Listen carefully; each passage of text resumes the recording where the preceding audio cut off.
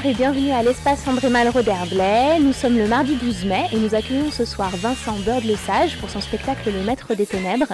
Et justement, on va profiter de sa présence en loge ce soir pour lui poser quelques questions avant la représentation. Tu es un habitué d'Herblay, il me semble. Oui. Voilà, pour tes actions avec l'opéra Oui. et tout ça. Donc, est-ce que tu pourrais expliquer un petit peu à notre public ce que tu fais avec nous? J'ai découvert Herblay grâce à un opéra, parce que c'est quand même une ville qui fait un opéra tous les ans, ce qui est incroyable. Je suis revenu après pour faire des interventions scolaires autour des opéras suivants, pour présenter l'opéra dans les écoles. Et je me suis éclaté comme un fou à faire ça. Je crois que les élèves aussi, j'espère en tous les cas. Et je suis revenu cette année encore, et par cette occasion, comme ça, un jour, Vincent m'a proposé de venir jouer le Maître des Ténèbres ici. Et me voilà. Et l'objectif, c'était d'écrire un texte que je puisse jouer même dans les toilettes. Donc, où j'ai besoin de personne, qui soit très simple. Donc, les raisons étaient extrêmement prosaïques.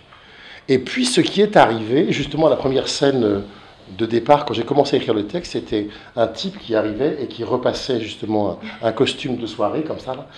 C'est comme ça que ça a commencé. D'où le sous-titre « Confession d'un ange déçu ». Exactement. Et un ange déçu, parce que bien sûr, comme tout le monde le sait, bien évidemment, le diable était un ange à l'origine, qui fut répudié par son père, parce qu'il ne voulait pas dire que les hommes c'était des bestioles géniales, et il a été foutu aux enfers. Et en fait, ce qui m'a ensuite passionné là-dedans, c'est que c'était très intéressant, c'est parce que c'est un exclu total de tout le monde. Personne ne peut le blairer.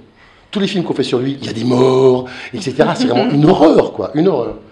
Et en travaillant sur le sujet, je me suis aperçu qu'en fait, dans les textes de référence, si on prend les textes officiels, quoi, on va prendre les textes sacrés, la Bible, machin, dans tous ces textes-là, le diable tue, a priori, on n'est pas sûr, 10 personnes. Dans tout le machin. Et Dieu, 3 millions.